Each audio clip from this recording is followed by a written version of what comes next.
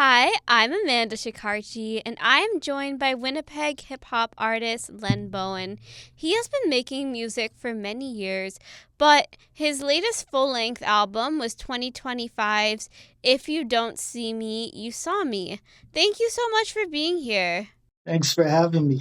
Pleasure. I want to start with this. As someone who's been making music for a while, what are some core memories or milestones in your career so far? Core memories, I'd have to say, Amanda, just being able to really get on the road and go to different cities across the country, the small little towns, being one of the first hip hop groups out of my city to really take it nationally. I was one of three groups that were actually back in the days when they showed videos, when people watch videos on Much Music. I was part of a group where my group was called Shades of Black. We were one of the first three groups to ever be on high rotation on Much Music, um, you know, showing the country what we can do, opening up for various artists over the years, like The Game, Joel Santana, Eve, um, Black Moon, just to name a few. Uh, you know, Being nominated for a Western Canadian Music Award, a lot of things, a lot of different things, and just getting to work with a lot of great Canadian hip hop artists. So Yeah, that's awesome. And so, what made you decide, being part of a group and now, wanting to pivot to do solo music the past few years? basically, the group disbanded. The hip hop game, it's really rocky, and there's a lot of ups and downs, and the guys in the group with me, they're like my best friends, they're like my brothers, but they had enough. And I felt like when we were walking away, it was a bit premature. I wasn't done making music. I felt like I had so much more to do, so much more to say. And I kind of fell back for a brief moment, gathered myself to figure out how to continue doing this as a solo artist instead of being in a collective. And I figured it out and just kept going. I love that. And what draws you to the hip hop sound? Why do you love creating in that genre? You know what? Growing up, it just resonated with me. The minute I've heard rap music, I just got excited hearing guys like LL Cool J and Nas and Karis One and Big Daddy Kane, Tribe later on, Nas, Wu Tang. There was just something about it, and just the poetry, the lyrics, how people were able to paint pictures so vividly, like I could see what they were describing. And then even later on, getting older, going back to stuff, because I've been listening and making music for so long, going back as a grown man to things that I didn't understand, where, you're really into the beats, you're into the production, the flows and everything else, but really processing stories and lyrics on another level as an adult, and really taking in what these lyricists are saying. It blew me away. I think that's so fascinating. I love that story. And I feel like you do that so well with your lyrics. I think that's one thing that really draw me to you is how you really paint these vivid like pictures, these little, metaphors, but also just all the themes and messages in your music. So let's dive into this straight away. What is the meaning behind your album title, If You Don't See Me, You Saw Me? If you don't see me, you saw me is basically saying I'm pouring out my heart and soul with everything that you're hearing right now, that you're taking in, that you're absorbing and processing in this body of work. And if you don't happen to see me again, if this is your first time, um, you know, hearing my music, listening, taking it in, Um, you know, until we meet again, if you don't see me, you saw me. Take me through some of, the themes and, what this album means to you. Basically, Gotta Believe was me just talking about all of the doubters, and then, at times letting all of this kind of negative, you know, people kind of projecting their insecurities on you at time affect me to a certain degree, and it's almost like I had to refocus and just remind myself that, yo, you're great at what you do. You're nice, and you got to keep going, and you got to learn how to block all of that out all over again.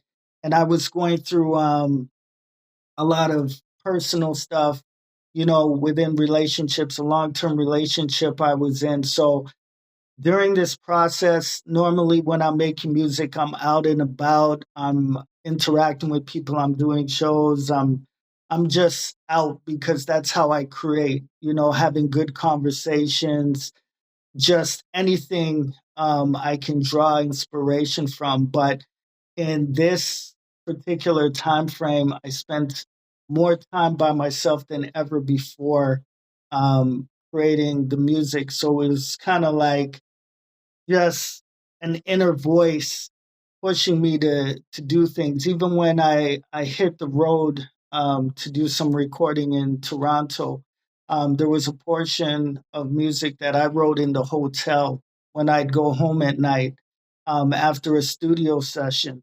So I'm just basically the interludes are almost acting as an inner voice talking to me, motivating me, telling me to keep going, don't give up. You didn't come this far to just stop making music for whatever the case may be, whether it has to do with the music or in my personal life, just to keep going. And I elaborated on that with certain tracks like Angels, reflecting on losing my grandmother during the pandemic. And I touch on, with Stuck by You, relationships and how they don't always end the way. Well, if you're in a relationship, you obviously don't want it to end.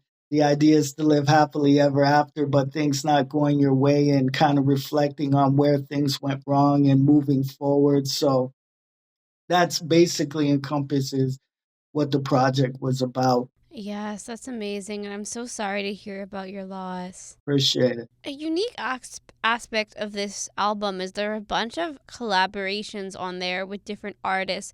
What was that process like? I basically just reached out to artists that, I really respect and admire what they do. Um, Odario, basically, that was a track. Runaway Part 2 is a track that we originally did probably over 10 years ago. Sorry. And, the subject matter was pretty much along the same lines, just another chapter. And we've always worked really well together. So we just elaborated more on that, as far as relationships go, and took it to another level.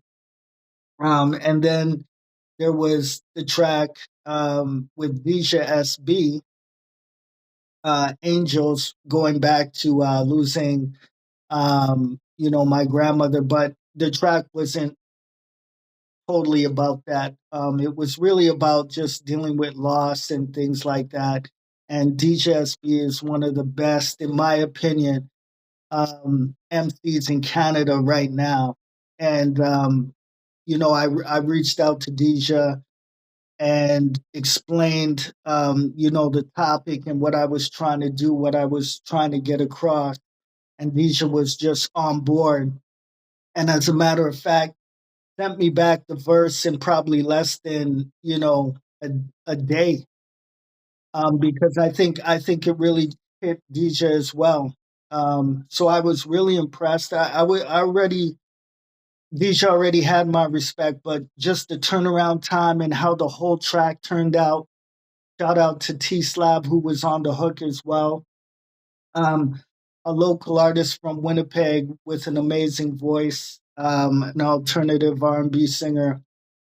So I'm really good at curating, and when I see where there's blanks in songs that I'm working on, finding the right person to complete my vision. So, two tracks I want to bring up for a sec is Runaway Part 2 and The Journey Part 3. So, those I saw were repackaged as part of an EP that you released this year in 2026, accompanied by instrumentals. Why did you decide to re release those with those instrumentals? Well, basically, the project dropped uh, fall of last year, so it's been out for a while, and we decided to just move forward, focusing more on singles to keep the project alive, and basically just there's a lot of people, in my opinion, who still haven't heard and taken in the project, and I'm not giving up on it because I feel so strongly about the body of work. So we're focusing on the singles that didn't really get the exposure off the top when we released it, and we had plans within the rollout to eventually get to it. So um, Runaway Part 2, The Journey Part 3 were next on the list to just get out there and let people just really soak it in. Yes, I think those are definitely some great tracks off the album. And one more track I want to pick your brain about is the metaphor in your track, Flowers and Thorns. What does that represent to you? Flowers and Thorns is basically looking at the beauty in something and then looking at um, the not so beautiful part of something. It's basically how you're looking at the glass. Is it half full? Is it half empty? So um, yeah, just an analogy to flowers and thorns. I've got lines in that song like "Dance in the Rain" or "Cry in the Storm." Which one are you gonna do? Life is gonna hit you regardless. It's never gonna stop. So it's how you handle the things that are coming at you. I love that. And earlier in our conversation, you talked about touring and going on the road. Like, what is it like getting to perform these songs live? What are your sets like? I try to paint the picture. They start at a slower pace and they gradually pick up because I realize the opportunity for me to get in front of these audiences is for the most part right now far and few between. So I want to make sure by the end of the set you feel like you know Len Bowen a bit better. So I my segues and my interactions, I try to have them, be as genuine as possible and kind of segue into things with, certain things I say that, just set the tone for the song, set the tone for the songs, and really just have people kind of think about, oh, you're there to enjoy yourself and have fun and be in the moment, absolutely. But I still want you to think a bit about the lyrics. I'm a lyricist, you know what I mean? Like there's dudes that make music where it's just strictly bangers, slappers, nobody's really thinking about what they're hearing. They're just literally, you know, you know, dumbing out to beats. But I like it when people can at the end of a set throw back some of my lyrics in my face and say, "Yo, I felt those bars." That really hit me. So that's really how I put it together. That's awesome. Yeah, I find too. I'm definitely a lyrically focused like person. I just love knowing the story behind them. So to wrap up, where can people find you if they want to learn more about you and your music? I'm all over social media. They can find me on the gram. Shout out Len Bowen. I'm on Facebook, Len Bowen the MC. Uh, Twitter, this is Len Bowen. I'm also on TikTok. I can't remember my handle, but I'm very easy to find. So yeah, just look up Len Bowen, and if you want to hear more of the catalog, you can also check out my link tree through Instagram. Please, if there's any social media platform or streaming platform that you really want to support me on, please, support me on Bandcamp, if anything. So, but I'm everywhere. I'm on Spotify, Apple Music, all of the above. Awesome. Thank you so much for your time. The album, If You Don't See Me, You Saw Me, is out now.